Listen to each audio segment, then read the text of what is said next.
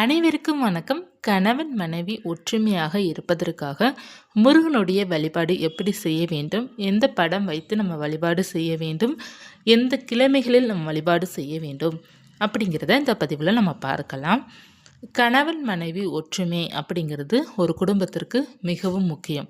எந்த இல்லத்தில் கணவன் மனைவி ஒற்றுமையாக அன்பாக இருக்கிறாங்களோ அந்த இல்லம் எப்போதுமே பார்த்தீங்கன்னா மகிழ்ச்சியாக இருக்கும். கணவன் மனைவி எந்த வீட்டில் ஒற்றுமையாக இருக்கிறாங்களோ அந்த வீட்டில் தெய்வத்தோட பார்வை நேரடியாக படும். அதாவது அந்த இல்லத்தில் தெய்வம் நிறைவாக இருப்பாங்க அப்படிங்கிறதும் சொல்லுவாங்க. எந்த இல்லத்தில் கணவன் மனைவி சந்தோஷமாக இருக்கிறாங்களோ அந்த இடத்தில் லக்ஷ்மி கடாட்சம் நல்லா இருக்கும். லக்ஷ்மி தங்குற இடமும் கணவன் மனைவி சந்தோஷமாக இருக்கிற இடத்துல தான் தங்குவாங்க அப்படிங்கிறது நமக்கு நிறையா கதைகளில் சொல்லப்பட்டிருக்குது. அது உண்மையும் கூட தான். எந்த இடத்துல மகிழ்ச்சி இருக்கின்றதோ அந்த இடத்துல தான் தெய்வங்கள் இருப்பாங்க. ஒரு வீட்டில் சண்டை போட்டுக்கிட்டே இருக்கிறாங்கன்னா அந்த இல்லத்தில் எப்படி தெய்வீகம் இருப்பாங்க, நெகட்டிவ் எனர்ஜி தான் அதிகமாக இருக்கும். ஸோ சந்தோஷமாக இருக்கணும் அப்படின்னா முடியுமா அப்படின்னா கட்டாயமாக எல்லாராலையும் முடியும். அதற்கு நம்ம ஒரு சில வழிமுறைகள் நம்மளும் ஃபாலோ பண்ணணும். மற்றும் நமக்கு தெய்வீகத்தோட நம்பிக்கையும் நமக்கு எல்லாத்தையும் சரி செய்து கொடுக்கும். நம்ம வழிபாடு பொறுத்தவரை பார்த்தீங்கன்னா இறைவனுடைய வழிபாட்டில் முருகனுடைய வழிபாடு மற்றும் பெருமாளுடைய வழிபாடு, மகாலட்சுமி தாயார் வழிபாடுலாம் கணவன் மனைவிக்கு ஒற்றுமைக்கு நல்ல ஒரு பலன் கொடுக்கக்கூடிய வழிபாடாக இருக்கும். சிவபெருமான் வழிபாடும் நமக்கு நல்ல மாற்றங்கள் கொடுக்கும், நல்ல ஒரு முன்னேற்றத்தை கொடுக்கக்கூடியது சிவபெருமான் வழிபாடும். அதில் முக்கியமாக இடம் பிடிக்கிறது திருமணத்திற்காக மற்றும் கணவன் மனைவி ஒற்றுமைக்காக பார்த்தீங்கன்னா முருகனுடைய வழிபாடு. முருகனுடைய வழிபாடு எந்த நாட்களில் பண்ணணும், எப்படி பண்ணணும் அப்படின்னா முருகனுக்கு உகந்த நாள் வரும் பார்த்திங்களா, அந்த நாளன்று நம்ம செய்யலாம். அதாவது வளர்பிறை சஷ்டி, கிருத்திகை என்று வழிபாடு செய்யலாம். மற்றும் வெள்ளிக்கிழமை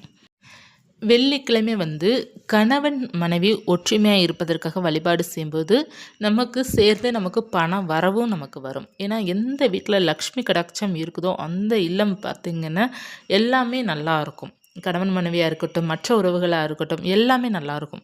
அப்படி இருக்கும்போது நம்ம அந்த வெள்ளிக்கிழமை வழிபாடு நமக்கு ரொம்ப சிறப்பான ஒரு வழிபாடாக அமையும். கணவன் மனைவி ஒற்றுமையும் சரி, நமக்கு பண வரவுக்கும் சரி. அதனால் அந்த வெள்ளிக்கிழமை எடுத்து நீங்கள் வழிபாடு செய்யணும் முருகனுக்கு. எப்படி நீங்கள் வழிபாடு செய்யணும் அப்படின்னா முருகனுடைய படம் பார்த்தீங்கன்னா வள்ளி தெய்வானே இருப்பாங்க பார்த்தீங்களா, அந்த படம் தான் வேண்டும். நீங்கள் திருமணத்திற்காக வழிபாடு செய்கிறீங்க, கணவன் மனைவிக்காக வழிபாடு செய்கிறீங்கன்னா வள்ளி தெய்வானையோடு இருக்கிற படம் தான் எடுக்கணும். அந்த படத்தை வைத்து நம்ம வழிபாடு செய்யும்போது நமக்கு வள்ளி தெய்வானோட அருளும் கிடைக்கும், ப்ளஸ் முருகனுடைய அருளும் கிடைக்கும். அந்த குடும்பம் சிறப்பாக இருக்கும். முருகனுடைய வழிபாடு அப்படிங்கிறப்ப நம்ம எடுத்துக்கும்போது நம்ம எல்லாரும் பார்த்திங்கன்னா வள்ளி தெய்வானை விட்டுடுவோம், முருகனை மட்டும்தான் வழிபாடு செய்வோம். ஆனால் வள்ளி தெய்வானை ரொம்ப முக்கியம். அவங்க ரெண்டு பேருமே ரெண்டு சக்திகள். அந்த ரெண்டு சக்தியை வழிபாடு செய்யும்போது தான் நமக்கு எல்லா சகலமும் நமக்கு கிடைக்கும். பொதுவாக எல்லோருமே இந்த ரெண்டு சக்தியை நம்ம விட்டுட்டு நம்ம முருகனை மட்டும்தான் வழிபாடு செய்கிறோம். இரண்டு பேரையும் நம்ம கட்டாயமாக வழிபாடு செய்ய வேண்டும். அதில் முக்கியமாக நீங்கள் திருமணத்திற்காகவும் கணவன் மனைவிக்காகவும் வழிபாடு செய்யும்போது வள்ளி தெய்வானை இருக்கிற படத்தில் தான் நீங்கள் வழிபாடு செய்யும்போது தான் 100% உங்களுக்கு பலன் கிடைக்கும். ஒருவேளை என்கிட்ட வள்ளி தெய்வான படம் இல்லை அப்படின்னாலும், நீங்கள் முருகர் படம் தனியாக ஒரு படம் மட்டும்தான் இருக்குது அப்படின்னாலும் வள்ளி தெய்வானையை மனசில் வச்சு தான் நீங்கள் வழிபாடு செய்யணும். அந்த தாயும் மனசில் நிறுத்தி நீங்கள் வழிபாடு செய்யும்போது உங்களுக்கு அதற்கான முழு பலன் கிடைக்கும். முருகனை மட்டும் வழிபாடு செய்யக்கூடாது, இவங்க இரண்டு பேர்த்தை சேர்த்து தான் நம்ம வழிபாடு செய்யணும். கணவன் மனைவி ஒற்றுமைக்கும் திருமணத்திற்காக வழிபாடு செய்யணும். நிறைய பேர் திருமணம் தடைகள் அதிகமாக இருக்குது சொல்கிறீங்களா, அவங்க எல்லாருமே இவங்க 3 பேர்த்தை வழிபாடு செய்யும்போது நமக்கு திருமணம் சீக்கிரம் நடக்கும். இது ஒரு குடும்பம். வள்ளி தெய்வானை முருகன் அப்படி இருக்கிறது ஒரு குடும்பம். அந்த குடும்ப படத்தை நம்ம பார்த்து வழிபாடு செய்யும்போது அந்த இல்லத்தில் இருக்கிற கணவன் மனைவியும் குடும்பமாக ஒற்றுமையாக இருப்பாங்க. நம்ம அதனால தான் எல்லா தெய்வீக படமும் பார்த்தீங்கன்னா குடும்ப படமாக வைத்து வழிபாடு செய்யணும் சொல்கிறது காரணமே அதுதான். அவங்கள பார்த்து பார்த்து நம்மளும் சந்தோஷமாக இருக்கணும், மகிழ்ச்சியாக இருக்கணும் அப்படிங்கிறதுக்காக தான். இப்போ யாருமே பார்த்தீங்கன்னா தெய்வத்தை நேரடியாக யாரும் பார்த்தது கிடையாது. ஒரு உருவம் வரைந்து தான் நம்ம அதை பார்க்குறோம். அப்படி பார்க்கும்போது இதுதான் முருகர், இதுதான் வள்ளி தெய்வானை, இதுதான் சிவன், இதுதான் பெருமாள் அப்படிங்கிறத நம்ம பார்க்குறோம் பார்த்தீங்களா. அந்த உருவம் தான் நம்மளுடைய மனசில் பதிஞ்சிருக்கின்றது. அந்த உருவத்தை பார்க்கும்போது அவங்க ஃபேமிலியோட ஹாப்பியாக இருக்கிறத பார்க்கும்போது நம்ம தினமும் விளக்கேற்றி வைத்து வழிபாடு செய்யும்போது நம்ம இல்லமும் அதே போல் இருக்கணும் அப்படிங்கிற மனநிலை தானாக வரும். அப்படி வரும்போது நமக்கு நம்மளுடைய குடும்பமும் சந்தோஷமாக இருக்கும். அதற்காக தான் குடும்ப படமாக வைக்கணும் அப்படிங்கிறது சொல்கிறது காரணம், இது ஒரு காரணம். அடுத்து பார்த்தீங்கன்னா இப்போ வள்ளி தெய்வான் அப்படிங்கிறது 2 சக்தி. அந்த 2 சக்தியை நம்ம வழிபாடு செய்யும்போது இன்னமும் சிறப்பான பலன் கொடுக்கும். அதாவது தன் பிள்ளை வந்து கவலைப்படுறா, தன் பிள்ளை வந்து கண் கலங்குறா அப்படிங்கன்னா, தாயோட மனசு வந்து அப்படியே உருகிடும். தாயால தாங்கிக்கவே முடியாது இல்லையா? அதே தான் இங்கேயும். நம்ம வந்து கணவன் மனைவி ஒற்றுமை இல்ல அப்படிங்கிறப்ப அவங்க எவ்வளோ கவலைப்படுவாங்க, எப்படிலாம் அழுகுவாங்க. அந்த கண்ணீரை வந்து தாயால பார்க்க முடியாது. அப்படி இருக்கும்போது சீக்கிரமா அந்த பிரச்சனை எல்லாத்தையுமே தாய் வந்து சரி பண்ணி குடுத்துருவாங்க. நமக்கு ரொம்ப சப்போர்ட்டா இருக்கிறது இவங்க 2 சக்தியும். அதனால தான் நம்ம அந்த கணவன் மனைவி ஒற்றுமைக்கும், ப்ளஸ் வந்து திருமணத்திற்காகவும் இவங்க 2 பேத்தையும் சேர்த்து தான் நம்ம வழிபாடு செய்யணும். வள்ளி, தெய்வானை சேர்த்து தான் வழிபாடு செய்யணும். வள்ளி அம்மைய வழிபாடு செய்ய செய்ய வாழ்க்கைய உயருங்க. எப்போதுமே பார்த்தீங்கன்னா, நீங்க இனிமே முருகன் படம் இனிமே நீங்க வாங்கணும்னு விருப்பப்படுவீங்க பார்த்தீங்களா? நம்ம வந்து சுவாமி படம், இந்த படம் முருகன் படம் வாங்கணும் அப்படிங்கிற மாரி ஒரு ஐடியா இருக்குதுன்னா, வள்ளி தெய்வான படத்த எடுங்க. அந்த படம் தான் உங்களுக்கு வந்து உங்க வாழ்க்கையில உயரத்த கொடுக்கும். நிச்சயமாக கொடுக்கும். நமக்கு வந்து பணம் மட்டும் இருந்தா பத்தாதுங்க. ஞானம் மட்டும் இருந்தா பத்தாது. ஒரு குடும்பம் வந்து மகிழ்ச்சியாக இருக்கணும். அந்த வீட்ல வந்து கணவன், மனைவி நல்லா இருக்கணும். அந்த வீட்ல கணவன், மனைவி நல்லா இருந்தா தான் பிள்ளைங்க அத பார்த்து வளரும்போது அவங்களுடைய ஃப்யூச்சர் நல்லாயிருக்கும். இப்ப கணவன், மனைவி சண்டை போடுறாங்கன்னு வச்சுக்கோங்கமே, அந்த குழந்தைங்க சின்ன குழந்தைங்க தானே நெனைப்போம் நம்ம. அவங்க அத பார்த்து பார்த்து மனசுல பதிச்சு, நாளைக்கு அவங்க அவங்க ஒய்ஃப்ட்டயோ, ஹஸ்பண்ட்டயோ சண்டை போட ஆரம்பிச்சுருவாங்க.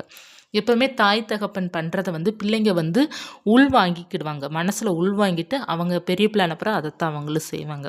அதனால தான் குழந்தைங்கள் முன்னாடி வந்து கணவன் மனைவி வந்து சண்டை போடக்கூடாது அப்படிங்கிற சொல்றதுக்கு காரணம் அதுதான். ஏன்னா, அந்த கணவன் மனைவி சண்டை போடும்போது அந்த குழந்தைங்களால ஒண்ணும் பண்ண முடியாது. அது வேடிக்கை மட்டும் தான் அது பார்க்கும். ஆனா பேசுறது எல்லாத்தையும் உள்வாங்கிக்கும். நீங்க எப்படி அவங்க கிட்ட வந்து பேசுறீங்க?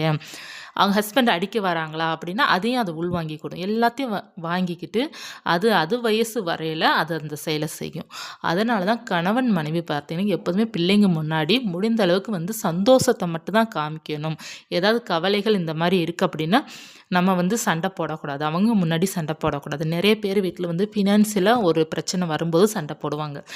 அல்லது குடும்பத்தில மற்றவர்களால சண்டை போடும்போது, அந்த பெரிய பிரச்சனை இருக்கும்போது, அந்த குழந்தைகள் வந்து ரொம்ப காயப்படுவாங்க. நம்ம குழந்தைங்களுக்கு முன்னாடி வந்து சண்டை போடக்கூடாது. நம்ம சின்ன பிள்ளைங்க தானே நம்ம நினைப்போம். அதுதான் நம்ம செய்ற மிகப்பெரிய தவறு. சின்ன குழந்தைங்களுக்குலாம் நல்லா மனசுல பதியும். அவங்க ஞாபகம் வச்சுக்கிட்டே தான் இருப்பாங்க. அதனால குழந்தைங்களுக்கு முன்னாடி எப்போதுமே சந்தோஷமா இருக்கிறத மட்டும் தான் காமிக்கணுமே தவிர, சண்டை போடுறத காமிக்கக்கூடாது. அதேபோல சண்டை வரவும் கூடாது. அது நீங்க நினைத்தால் அது நிச்சயமாக அது நடக்கும். சண்டை போடக்கூடாது, சந்தோஷமா வாழணும்னு நெனச்சா சந்தோஷமா தான் வாழ முடியும். அதேபோல வந்து இல்ல நமக்கு அந்த கிரகங்களால பிரச்சனை வந்து சண்டை வருது, குடும்பத்தில நேரம் சரியில்லாம சண்டை வருது, அப்படி இருக்கும்போது நீங்க கடவுள தான் வழிபாடு செய்யணும்.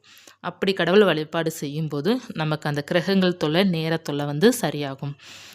என்ன செய்ய வேண்டும் அப்படின்னா, முருகனுக்கு ஒரு தீபத்தை ஏற்றி வைத்து, பாயாசம் இந்த மாதிரி ஸ்வீட்டானது ஏதாவது ஒண்ணு வைத்து வழிபாடு செய்துட்டு, அந்த நெய்வேத்தியம் வச்சிருப்பீங்க பார்த்தீங்களா, அந்த கணவன் மனைவி 2 பேருமே சாப்பிடுங்க. அதாவது பொங்கல் வச்சாலும் சரி, பாயாசம் வைத்தாலும் சரி, என்ன நெய்வேத்தியம் பண்ணுறீங்களோ அத நீங்க 2 பேரும் சாப்பிடுங்க. பிரச்சனை எல்லாமே தீர ஆரம்பிக்கும். இனிமே சண்டை போடக்கூடாது அந்த எண்ணமும் கொண்டு வரும்போது தீர ஆரம்பிக்கும். முருகனுடைய வழிபாடு ரொம்ப பவர்ஃபுல்லா இருக்கும். வெள்ளிக்கிழமை அன்று வழிபாடு செய்யுங்க. மற்ற நாள் வளர்பிறை சஷ்டிக்கு வழிபாடு செய்யுங்க. நல்லாயிருக்கும். அதேபோல் ரொம்ப கோர்ட்டு கேஸு பிரச்சனை போகிற அளவுக்கு பிரிவு இருக்கிறவங்களாம் தேய்பிறை சஷ்டிக்கு வழிபாடு செய்யுங்க. பிரச்சனைலாம் தீர்ந்துடும். கணவன் மனைவி ஒற்றுமைக்கு வெள்ளிக்கிழமையும் ப்ளஸ் வளர்பிறை சஷ்டி கிருத்திகை வழிபாடு செய்யலாம்.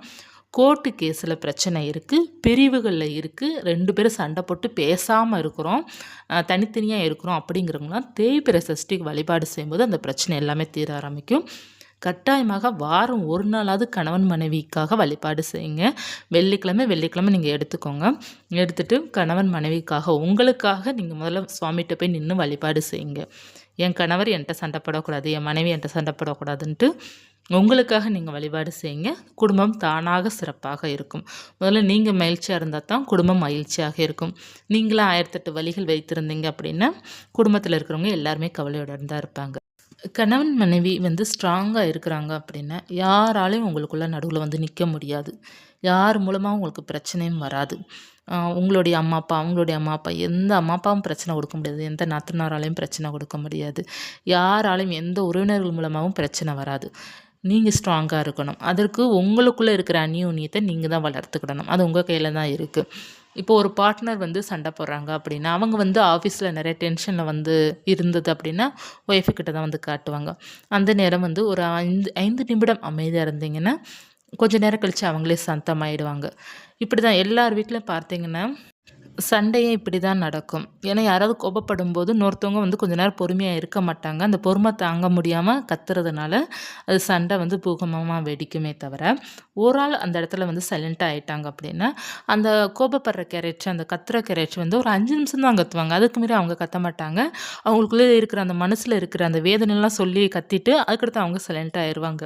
அதுக்கப்புறம் வந்து என்ன ஆச்சு, ஏதாச்சுன்னு கேட்டா, அவங்களே எல்லாமே சொல்லிருவாங்க. அந்த ஒரு 10 நிமிஷம் கையாள தெரியாம தான் இவ்ளோ சண்டைகள் வந்து வருகின்றது. எல்லாருக்குமே வந்து கோபம் வரத்தான் செய்யும். யாரு கோபப்படுறாங்களோ, அந்த ஆப்போசிட்ல இருக்கிறவங்க டக்குனு ஒரு செகண்ட் அமைதியாயிரணும். அப்படி அமைதியாகும்போது அவங்களுக்குள்ள இருக்கிற கோவத்தெல்லாம் கொட்டிட்டு, அதுக்கப்புறம் நீங்க என்ன பிரச்சனை மட்டும் கேளுங்க. அவங்க எல்லாத்தையுமே சொல்லிடுவாங்க. ஏன்னா, அவங்களுக்கு வந்து கோபப்படுற கேரக்டருக்கு வந்து என்ன அப்படின்னா, அவங்களுக்கு வந்து எதையுமே கையாள தெரியாது அவங்களுக்கு. இப்ப எல்லாமே படபடபடன்னு வெடிச்சிரணும். அந்த மாரி தான் அவங்க இருப்பாங்களே தவிர, அந்த பிரச்சனைய எப்படி சரி பண்ணணும் அப்படிங்கிற அந்த இது பக்குவமே அவங்களுக்கு வராது. கொஞ்ச நேரம் கழிச்சு தான் அவங்களுக்கு வந்து சாந்தமாயிட்டு திரும்ப அதுக்கடுத்து பிரச்சனைய சொல்லுவாங்க.